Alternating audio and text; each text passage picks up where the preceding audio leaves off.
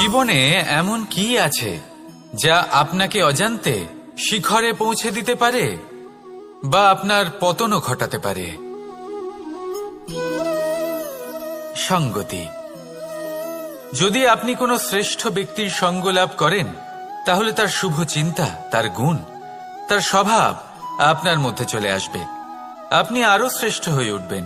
আবার সেখানেই যদি আপনি কোনো দুষ্ট ব্যক্তির সঙ্গতি লাভ করেন, কোনো খারাপ মানুষের সঙ্গতি লাভ করেন, তাহলে আপনার শুভ চিন্তা, আপনার গুণ, তা যে কখন আপনার থেকে কেড়ে নেওয়া হবে সেটা আপনি জানতেও পারবেন না। দেখুন, এই সঙ্গতি হলো অত্যন্ত গুরুত্বপূর্ণ। এই সঙ্গতি আপনার নিয়তি নির্ধারণ করে। আপনাকে উদাহরণ দিলে, বৃষ্টির ফোঁটাকে দেখুন। যদি কোনো ফোঁটা গাছের পাতায় এসে পড়ে, তাহলে তা জীবন দান করতে পারে। যদি এমন কোনো ফোঁটা সাপের মুখে এসে পড়ে, তাহলে তা বিষে পরিণত হয়। যেমন সঙ্গ, তেমন নিয়তি। এবার দুর্ভাগ্যের বিষয় হলো এটাই যে বর্ষার ফোঁটা নির্ধারণ করতে পারে না সে কোথায় পড়তে চায়। তার নির্বাচনের ক্ষমতা নেই। কিন্তু আপনি, আপনার কাছে তো বিবেক আছে, আপনি ভাবতে পারেন, চিন্তা করতে পারেন। তাহলে আপনি ভাবুন, আপনি কি এমন সঙ্গ চান যা শ্রেষ্ঠ, নাকি এমন সঙ্গ চান যা অশুভ? নির্বাচন আপনারই। শ্রেষ্ঠ সঙ্গ বাছুন আর আমার সাথে ভালোবেসে বলুন, রাধা রাধা।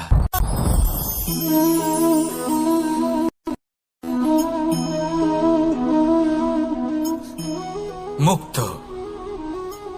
এই মুক্তই সবাইকে মোহিত করে দেয়, নিজের দিকে আকর্ষিত করে। অত্যন্ত সুন্দর, গোল, শুভ্র।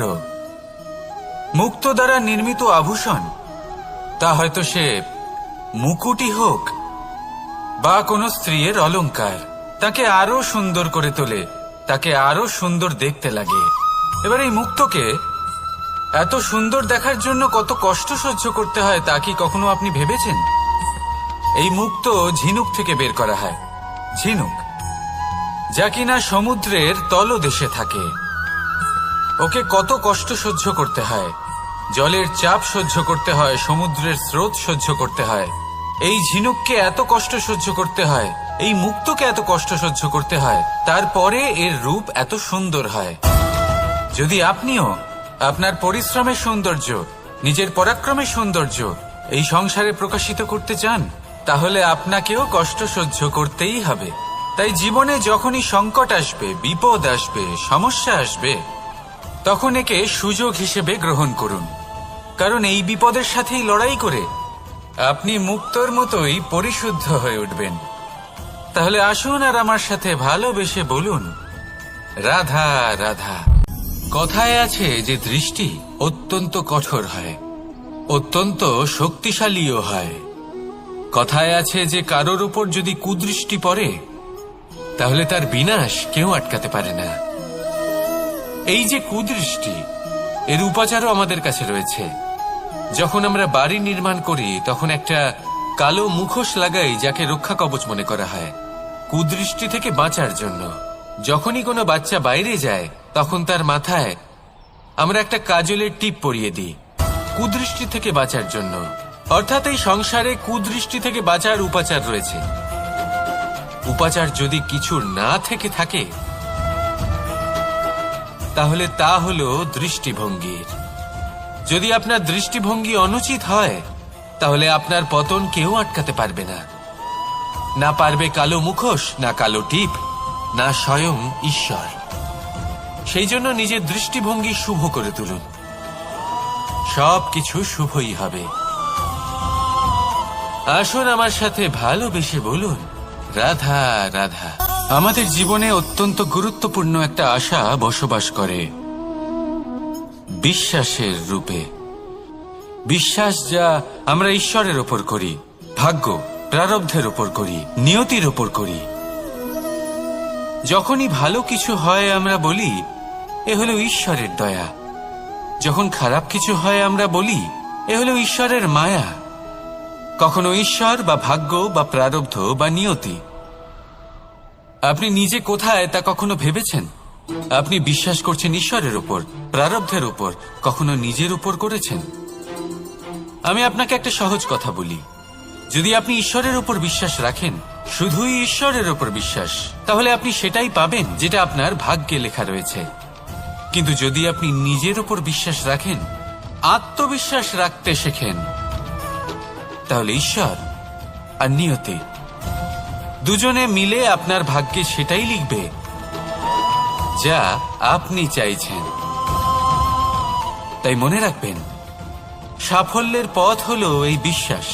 নিজের আত্মবিশ্বাসকে ধরে রাখতে শিখুন, দেখবেন আত্মা প্রসন্নতায় ভরে উঠবে। তাহলে আসুন এই প্রসন্ন ভাব নিয়েই বলুন, রাধা রাধা। কথায় আছে যে জীবনের আধার হলো সম্পর্ক, প্রসন্নতারও এবং ঈশ্বরের সাথে দেখা পাওয়ারও। এবার এই সম্পর্কের আধার আসলে কি? সেবা? না। বোঝাপড়া? না। অপেক্ষা? না। এই সম্পর্কের আধার হলো বিশ্বাস। যদি বিশ্বাস ভেঙে যায়, তাহলে জেনে রাখবেন যে সম্পর্করূপী এই ভবন এর ভিতই ভেঙে গেল। আর যদি ভিত ভেঙে যায়, তাহলে সেখানে অন্য কোনো ভবন নির্মাণ সম্ভব নয়, সম্ভবই নয়। এই সমস্ত সম্পর্কের বিশ্ব বিশ্বাসে বসবাস করে। এই বিশ্বাস হলো অত্যন্ত গুরুত্বপূর্ণ। এই বিশ্বাসের জোরেই আমি আর রাধা কোনো সাংসারিক বন্ধনে আবদ্ধ না হয়েও এক অত্যন্ত দৈব অলৌকিক বন্ধনে আবদ্ধ। এ হলো বিশ্বাস, যার দ্বারা 11 অক্ষৌহিনী সেনার সামনে অর্জুন দাঁড়িয়েছিল এবং জয়ী হয়েছিল। এই বিশ্বাস হলো অত্যন্ত গুরুত্বপূর্ণ। তাই বিশ্বাস করতে শিখুন, বিশ্বাস দিতে শিখুন, বিশ্বাস পালন করতে শিখুন, আর আমার সাথে ভালোবেসে বলুন, রাধা রাধা। আপনি কি জানেন আপনার জীবনে আপনার আসল জীবনসাথী কে হন? মাতা পিতা, ভাই বোন, স্বামী স্ত্রী? না, আপনার আসল জীবনসাথী হলো আপনার শরীর। সেই শরীর যার দিকে আপনি কখনো নজরই দেন না, ঠিক কি না? এবার যে মানুষ এই রহস্য বুঝতে পারেন, তার জীবন এমনি শুভ হয়ে যায়। আপনি নিজেই দেখুন না, সে সংসারের মঙ্গলই করা হোক বা সত্যের রক্ষা করা হোক, তা সে শত্রুর সাথে যুদ্ধ করা হোক বা মিত্রকে রক্ষা করা হোক, এই শরীরই তো কাজে আসে। তপস্যাতে, বলিদানে, পরিশ্রমে এই শরীরই হলো আধার, ঠিক কিনা? তাই আমাদের কর্তব্য হলো যে আমরা যেন নিজের শরীরের যত্ন নিই। আমরা কি খাই, আমাদের কি খাওয়া উচিত, এটা যেন বুঝি। কোনটা সুপাচ্য আর কোনটা নয়, এটা যেন বুঝি। কারণ যেমন হবে অন্ন, মনও তেমনই হবে। যত ভালো অন্ন, তত ভালো মন। আর সুস্থ শরীর হলো সুস্থ মনের আধার, এ কথা অবশ্যই মনে রাখবেন। আর যদি মন সুস্থ থাকে, তাহলে সকল শুভ উদ্দেশ্য পূর্ণ হবে। তাহলে আসুন আর আমার সাথে ভালোবেসে বলুন, রাধা রাধা। এই সংসার অত্যন্ত বিচিত্র এক স্থান। এ সত্য খুঁজতে থাকে, আর সত্য খুঁজে পেলেই তা প্রমাণ করতে চায়। সে চায় তার প্রমাণ পেতে, সাক্ষী পেতে চায়। সেক্ষেত্রে আমাকে বলুন যে সত্য কি করতে পারে? সেই ব্যক্তি যে সত্যকে ধরে আছে, সে কি করবে? কিছুই নয়। কিছু করার প্রয়োজনই নেই, শুধু তাতে টিকে থাকতে হবে, সেই হিমালয়ের মতো যা আজ পর্যন্ত টিকে রয়েছে। যদি আপনি সত্যবাদী হন, তাহলে আপনার কিচ্ছু প্রমাণ করার কোনো প্রয়োজন নেই। যদি প্রয়োজন থাকে, তাহলে সত্যের সাথে টিকে থাকার। এই সময় নিজে সাক্ষী হবে, নিজে প্রমাণ দেবে। এই নিয়তি স্বয়ং প্রমাণিত করবে যে আপনি সত্যবাদী ছিলেন, আপনি সত্যের পথে ছিলেন। তাহলে আসুন আর আমার সাথে ভালোবেসে বলুন, রাধা রাধা। ঈশ্বর আমাদের হাত প্রদান করেছেন। হাত যা জড়ো করা হয় প্রণাম করার জন্য, ঊর্ধ্বগামী হয় প্রার্থনার জন্য।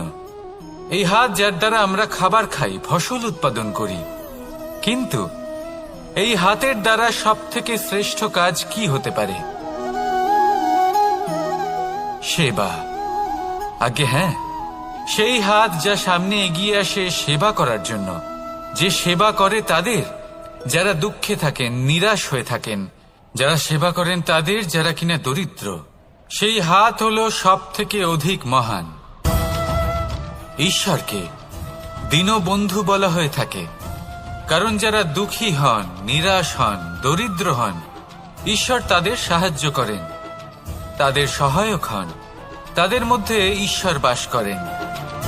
তাই আপনারা যদি এটাই করেন, যারা দুঃখে আছেন, নিরাশ হয়ে আছেন, যাদের সাহায্যের প্রয়োজন রয়েছে, যদি আপনি তাদের সাহায্য করেন, তাহলে আপনি এমন এক চৈতন্য লাভ করবেন যে আপনি তৃপ্ত হয়ে উঠবেন।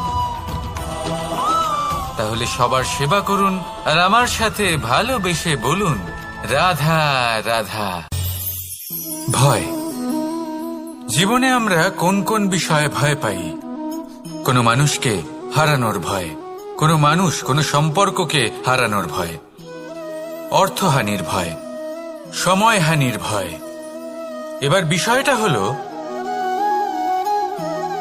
এই ভয় কখনো আমাদের কোনো লাভ করে না। এটা সবসময় আমাদের পিছনে ঠেলে আর নিচু স্তরে নামিয়ে দেয়, কখনোই আমাদের উত্থানের কারণ হয় না।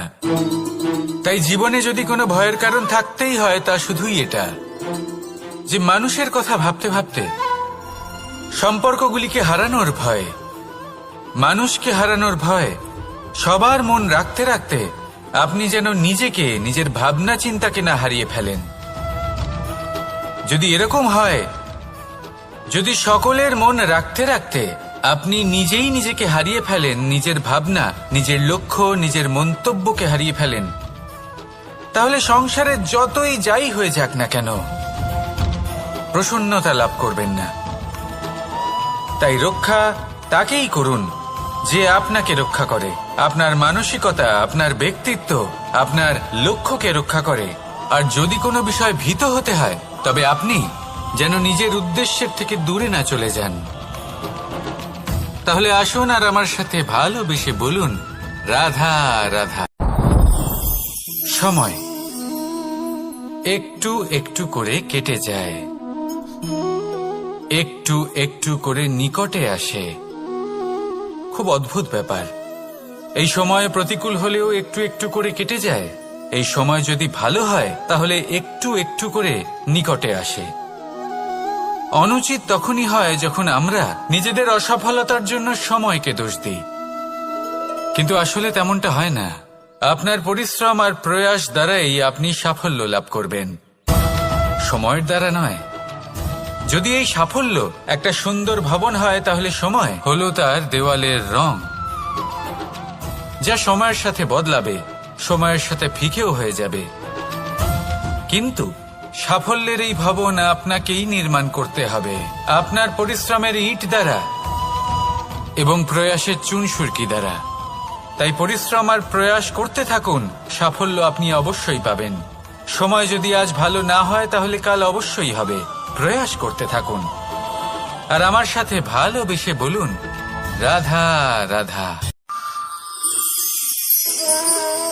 এ হলো গোলাপ ফুল। একে আমরা সকলেই চিনি। সমগ্র সংসার ভালোবাসে এই পুষ্পকে। এই ফুল দেখতেও সুন্দর। সবথেকে বেশি গুরুত্বপূর্ণ কথা হলো এর সুগন্ধ, যা দূর দূরান্ত থেকে ব্যক্তিদেরকে আকৃষ্ট করে। এই সুন্দর পুষ্প একটু মন দিয়ে দেখলেই দেখা যায় এর নিচে কাঁটা রয়েছে। এই সংসার বলে, এ প্রকৃতির কেমন রচনা, এত কোমল পুষ্প, এটা কি তীক্ষ্ণ কাঁটা সহ প্রস্ফুটিত হয়? এটাই হলো জীবনের সত্য। আমাদের অন্তরের সদ্গুণ, সেগুলিও এই ফুলের মতোই সুন্দর। সংসার এর সৌন্দর্য দেখতে পায়, এর সুগন্ধ চতুর্দিকে ছড়িয়ে পড়ে। কিন্তু এই সদ্গুণ জাগ্রত করে তোলার জন্য কঠোর পরিশ্রম করতে হয়, প্রতিনিয়ত চেষ্টা করে যেতে হয়। তাই জন্য যদি আপনি জানেন আপনার পথ উচিত, কিন্তু তা কাঁটায় পরিপূর্ণ, তাহলে থামবেন না, চলতে থাকুন। একবার যদি অন্তরের সদ্গুণ জাগ্রত হয়, তাহলে এই সংসার এর সৌন্দর্য দেখবে, আর সুগন্ধে আকর্ষিত হয়ে আপনার কাছে আসবে। এই মন, এই জীবন প্রসন্ন হয়ে বলবে, রাধা রাধা।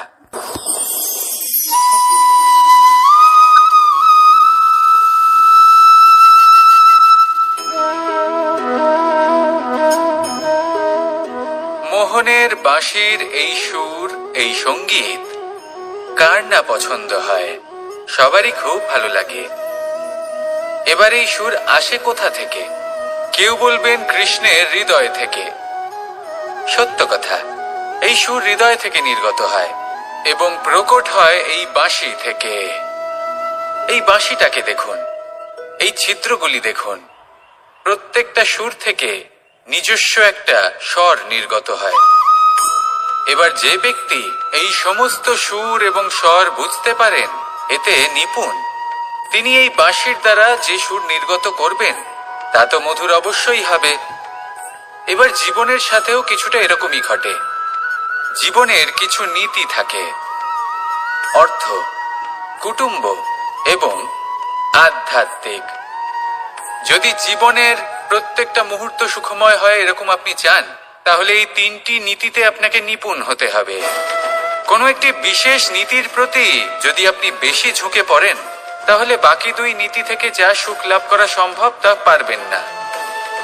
ধন অর্জন করতে হবে পরিবারের জন্য, পরিবারের সুখ মনের শান্তির জন্য, মনে শান্তির প্রয়োজন মনের শুদ্ধতার জন্য। যখন এই মন শুদ্ধ হবে, জীবন শুদ্ধ হবে, পবিত্র হবে, সুন্দর হবে এবং ভালোবেসে বলবে, রাধা রাধা। যত শক্তিশালী এই মন, তত শক্তিশালী এই শরীরও। এই যে আমাদের শরীর, এটা আসলে কি? এ হলো একটা রথের মতো। আর একটা রথ ততক্ষণ চলতে পারবে না যতক্ষণ না তাকে কোনো সারথি চালাবে। এই মন হলো শরীরের সারথি। এবার ভাবুন, যদি এই সারথি শক্তিহীন হয়, দুর্বল হয়, তাহলে এই রথের কি হবে? এটা উচিত পথে চলতে পারবে না, উচিত গতিতে চলতে পারবে না, মন মতো স্থানে এটা পৌঁছতেও পারবে না। সেই জন্য মনের শক্তি অত্যন্ত প্রয়োজনীয়। এবার মনের শক্তি আমরা কোথা থেকে লাভ করি? দৃঢ়তার শক্তি থেকে। এবার এই শক্তি আমরা কিভাবে বাড়াতে পারি? আমরা প্রতিদিন কিছু নতুন স্থির করি, কিছু ছোট কিছু বড়। আর যেই আমরা নতুন কিছু পূর্ণ করি, আমাদের মনের শক্তি বেড়ে যায়। আর যদি পূর্ণ না করতে পারি, মনের শক্তি কমে যায়।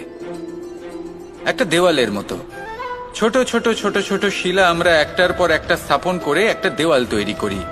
এতগুলো পাথর যখন একত্রিত হয়ে যায়, তখন এমন এক দেওয়াল তৈরি হয় যাকে ভাঙা প্রায় অসম্ভব হয়ে দাঁড়ায়। সেরকমই হয় মন এবং দৃঢ়তা। ছোট ছোট কাজ করে নিজের লক্ষ্য পূর্ণ করুন।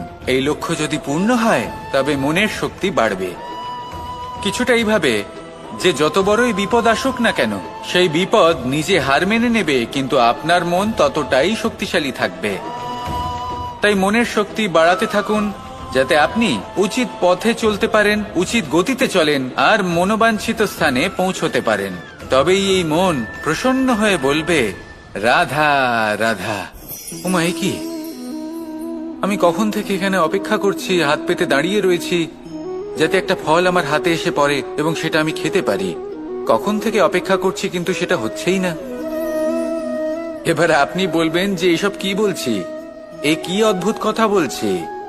যদি ফল খেতে হয় তাহলে আমাকে বৃক্ষে চড়তে হবে, ফলের কাছে পৌঁছতে হবে, তবেই তো ফল পাবো। এবারে এটা অত্যন্ত সহজ ব্যাপার, কিন্তু এই বিষয়টা আপনি নিজের জীবনের প্রসঙ্গে ভেবে দেখুন। লক্ষ্য কোথায় আছে আপনি জানেন, সেই লক্ষ্যে পৌঁছানোর পথ কি সেটাও আপনি জানেন, সেই পথে চলার ক্ষমতাও আপনার রয়েছে, কিন্তু তাও আপনি নিজের লক্ষ্য লাভ করতে পারছেন না। কেন?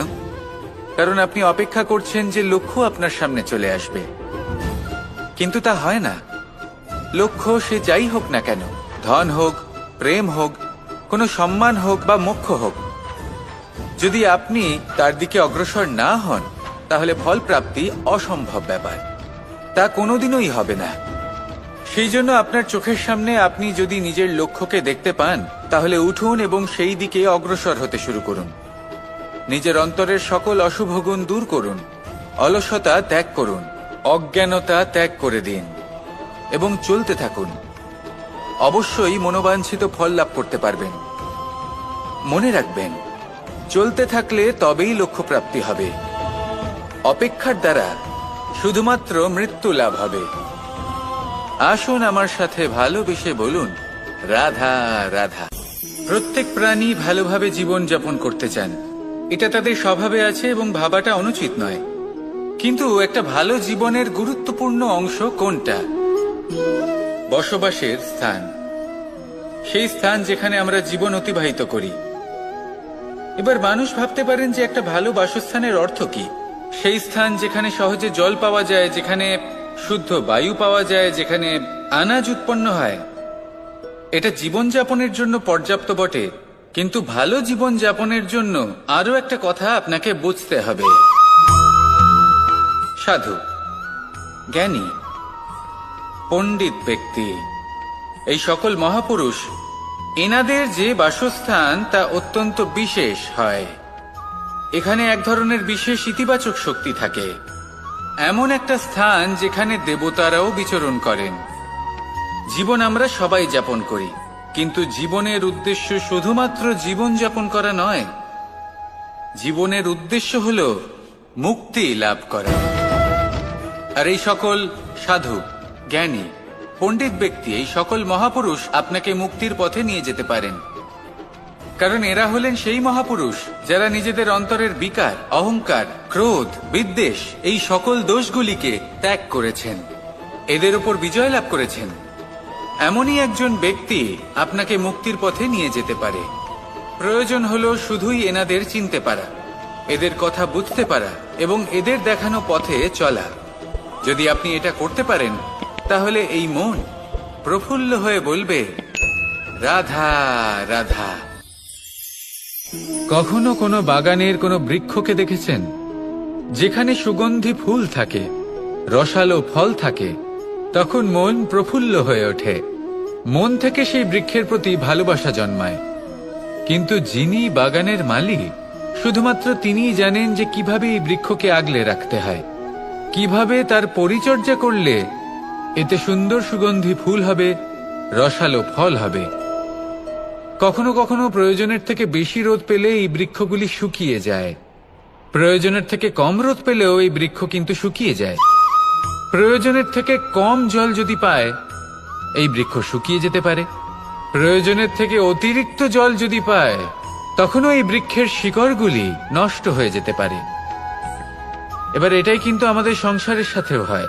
আমাদের সংসারের সকল প্রতিভাশালী ব্যক্তি, যেমন লেখক, বিচারক, প্রবক্তা, যোদ্ধা, এদের সবার ক্ষেত্রে এই কথাটাই প্রযোজ্য। যদি বেশি প্রশংসা করা হয়, তাহলেও এরা হারিয়ে যাবেন। প্রয়োজনের থেকে বেশি যদি নিন্দা করা হয়, তখনও তারা নত হয়ে পড়বেন। তাহলে আপনি এদের রক্ষা করুন এবং নিজেদেরও। মনে রাখবেন একটা কথা, জেনে রাখুন কখন কোন নিন্দায় আপনি লজ্জিত হবেন না, আর কখন কোন প্রশংসার দ্বারা নিজের মধ্যে অহংবোধ জাগ্রত করবেন না। এই মন সুপ্রসন্ন হয়ে বলবে, রাধা রাধা। জল, এ হলো জীবনের আধার পঞ্চতত্ত্বের মধ্যে একটি, আর অত্যন্ত বিশেষ। এর থেকে অনেক বড় শিক্ষা পাওয়া যায়। এই জল, গন্তব্যের বিষয়ে এর স্পষ্ট ধারণা আছে। ও জানে ওর লক্ষ্য কি, আর প্রয়াস করে ততদূর সে পৌঁছেও যায়। এটি পর্বত থেকে বয়ে নিচে নেমে আসে, নদীর সাথে সমাহিত হয়ে তার সাথে বয়ে চলে, চিরসবুজ বনানী গড়ে তোলে, প্রাণীদের তৃষ্ণা নিবারণ করে, সামনে এগিয়ে চলে, মানুষের সাথে মিলিত হয়। যারা একে বাঁধের মধ্যে বেঁধে রাখতে চেষ্টা করে, সে বন্দি দশাতেও থেকে যায়, মানুষের কল্যাণ করে।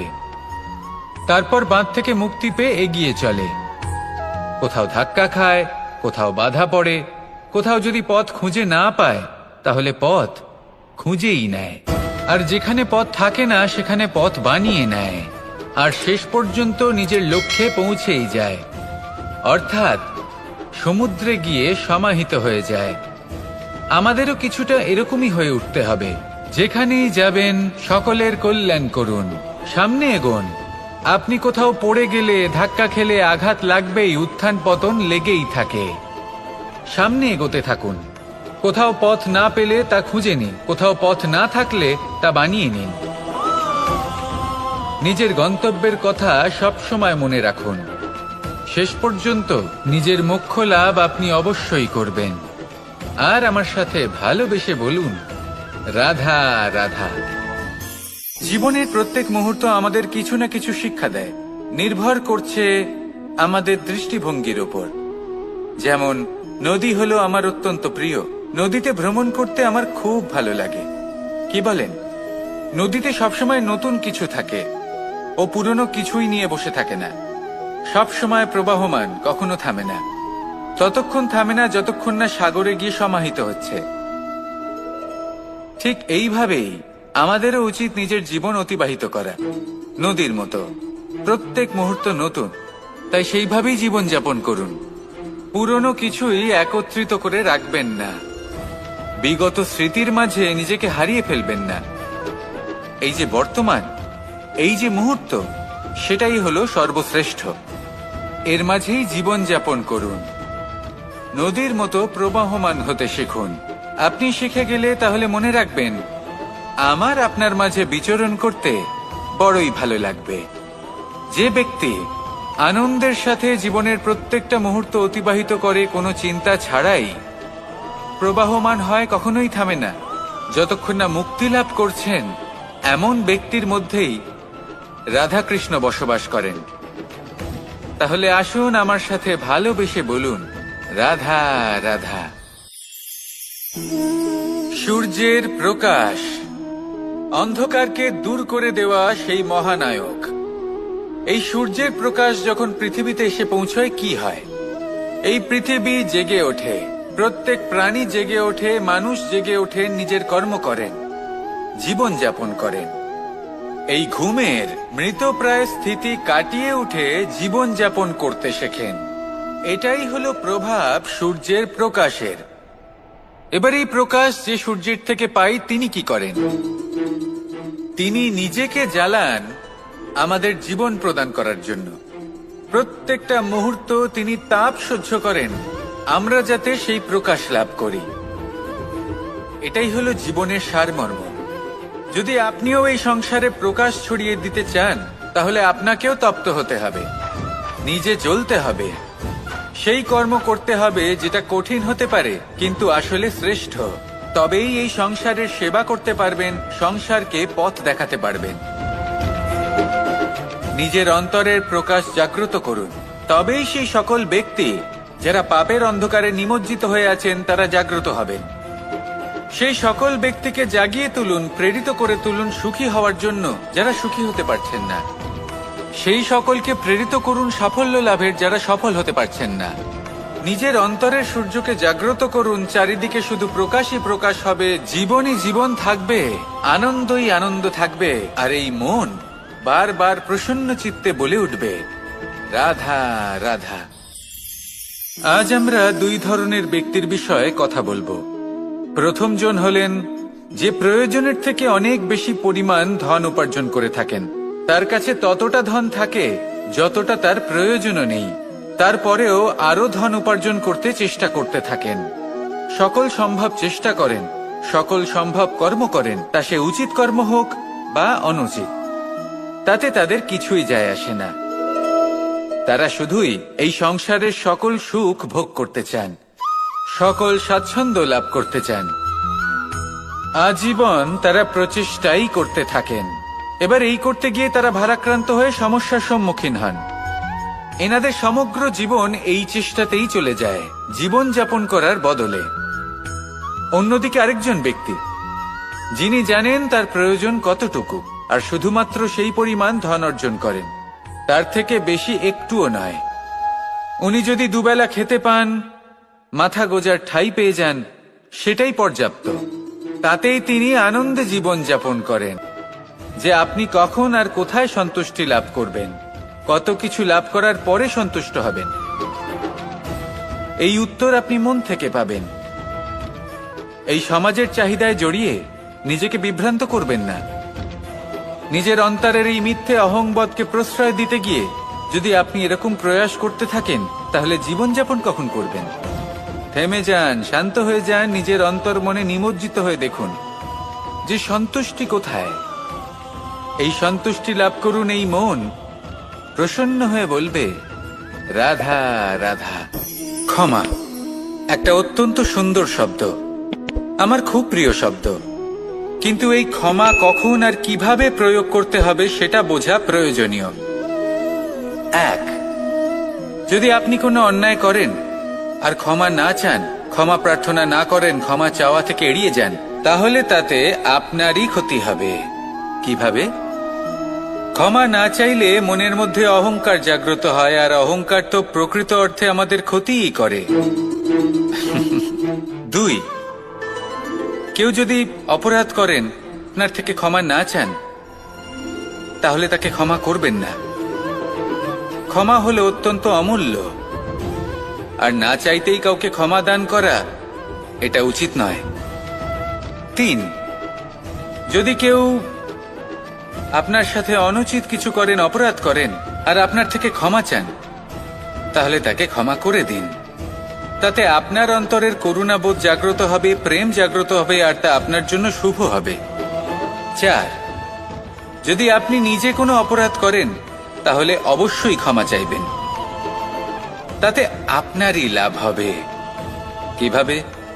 সামনের ব্যক্তি আপনাকে ক্ষমা করুক বা না করুক, আপনার অন্তরের অহংকার ক্ষীণ হবে, আর এই মন আরো নির্মল হয়ে উঠবে।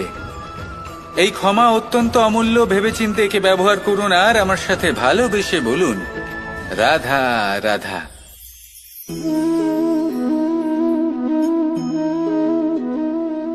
ভোজনের দ্বারাই শরীর পুষ্টি লাভ করে। ছোটবেলা থেকে আজ পর্যন্ত যাই আপনার ভোজন হয়ে থাকুক, যাই আপনার আহার হয়ে থাকুক, সেই অনুসারেই আপনার শরীর গঠিত হয়েছে। এই ভোজন অত্যন্ত গুরুত্বপূর্ণ, সেই জন্য এর প্রত্যেক অংশকে বোঝা খুব আবশ্যক। প্রথম অংশ, যে আমরা কি গ্রহণ করছি, এই ভোজন কোন স্থান থেকে আসছে সেটা বুঝুন। দ্বিতীয় অংশ, ভোজন কে বানাচ্ছেন। এই ভোজন সর্বশ্রেষ্ঠ তখনই হয় যখন মাতার হাতে তৈরি করা ভোজন হয়। কিন্তু যদি মাতার তৈরি করা ভোজন আপনি প্রাপ্ত নাও করতে পারেন, তাহলে সেই ব্যক্তির ভোজন তৈরি করা উচিত যিনি সাত্ত্বিক। তৃতীয় অংশ, কোন স্থানে আপনি ভোজন গ্রহণ করছেন। যে স্থানে আপনি ভোজন গ্রহণ করছেন তা সাত্ত্বিক হওয়া উচিত। তা হলো অত্যন্ত গুরুত্বপূর্ণ। এবং চতুর্থ সবথেকে গুরুত্বপূর্ণ অংশ, তা হলো এই ভোজন আপনি যার দ্বারা প্রাপ্ত করেছেন, যেখান থেকে প্রাপ্ত করেছেন, যে স্থানে বসে আপনি ভোজন গ্রহণ করছেন, তার প্রতি কৃতজ্ঞতা প্রকাশ করুন এবং ভোজন পূর্ণরূপে সমাপ্ত করুন। তবেই এই ভোজন আপনাকে সুখী জীবন দান করবে, সুস্থ শরীর দেবে, আর এই মন তা সুপ্রসন্ন হয়ে বলবে, রাধা রাধা। আমি এখানে একা এই বনে বসে আছি, বাঁশি বাজাচ্ছি। কার জন্য? কে আছেন এখানে? কেউ নেই। আমার প্রজা, আমার রাজ্য, আমার পরিবার আমার থেকে অনেক দূরে আছেন। আমি এখানে একা এই বনে বসে এই আকাশের এই রঙের, গাছের এই সব ফলের, মাটির সুবাসের আনন্দ উপভোগ করছি। কেন? আমি হলাম দ্বারকাধীশ। এমন কি রাজকীয় বা ভৌতিক সুখ রয়েছে যে আমি ওখানে পেতে পারি না? সবকিছুই পেতে পারি, তাও এখানে বনে একা বসে আছি। কোন সুখ খুঁজে চলেছি? একা থাকার সুখ। আমরা প্রত্যেকদিন অনেক মানুষের সাথে, চিন্তাধারার সাথে, কর্মের সাথে, পরিস্থিতির সাথে, সুখ দুঃখের দ্বারা বেষ্টিত থাকি। জীবনের এই চক্রে আমরা জড়িয়ে পড়তে থাকি। যতই আমরা এই সমস্যার সমাধান করি, আমরা ততই এতে জড়িয়ে পড়ি। আমরা এতটাই জড়িয়ে পড়ি যে যখন আমরা আয়নায় নিজেদের দেখি তখন আমরা নিজেদের চিনতেই পারি না। এমন মনে হয় যেন আমরা নিজেদের হারিয়ে ফেলেছি। সেই জন্য প্রত্যেক দিন আপনি কিছু সময় নিজের সাথে কাটান একান্তে। এটা অত্যন্ত আবশ্যক। নিজের অস্তিত্বের গভীরে গিয়ে দেখতে শিখুন, নিজেকে বুঝুন। অদ্ভুত শান্তির অনুভূতি হবে। যেমন এই বায়ু, এই বৃক্ষ, এই পুষ্প, এই নিসর্গ, এদের মতো আপনিও কখনো একলা হতে শিখুন। কখনো নিসর্গের একটা অংশ হয়ে দেখুন। এই মন প্রসন্ন হয়ে বলবে, রাধা রাধা। বাহ, পুষ্পের সুবাস আমার খুব ভালো লাগে। অত্যন্ত সুন্দর হয় এই পুষ্প। এইভাবে চারিদিকে পুষ্প দেখে মন আনন্দিত হয়ে ওঠে। এবার আপনারা ভেবে দেখুন, আমার চারিদিকে পুষ্প নয়, আগুন আছে। তাহলে কি হবে? আমার শরীর কি জ্বলে যাবে না? অবশ্যই জ্বলবে।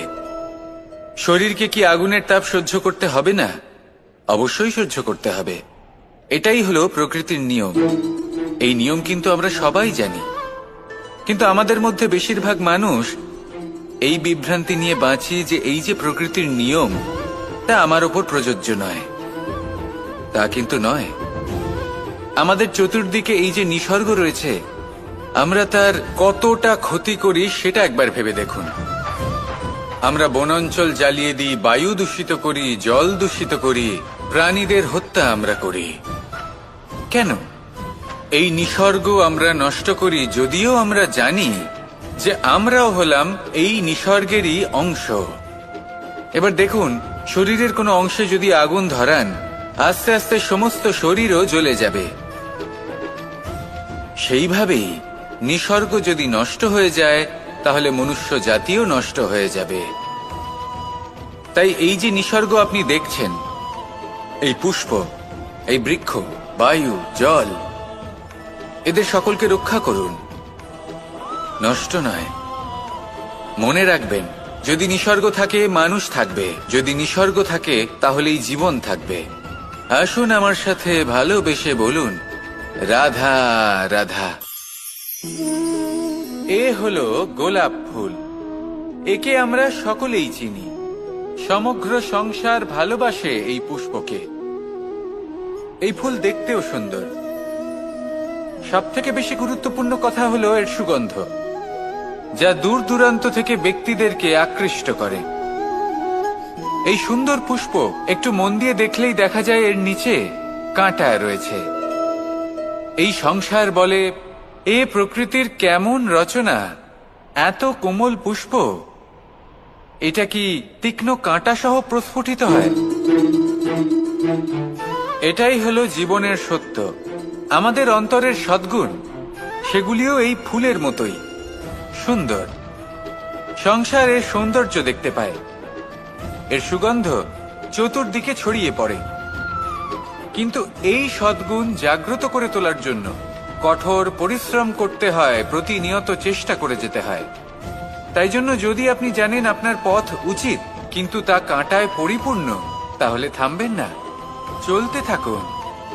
একবার যদি অন্তরের সদ্গুণ জাগ্রত হয়, তাহলে এই সংসার এই সৌন্দর্য দেখবে আর সুগন্ধে আকর্ষিত হয়ে আপনার কাছে আসবে। এই মন, এই জীবন প্রসন্ন হয়ে বলবে, রাধা রাধা।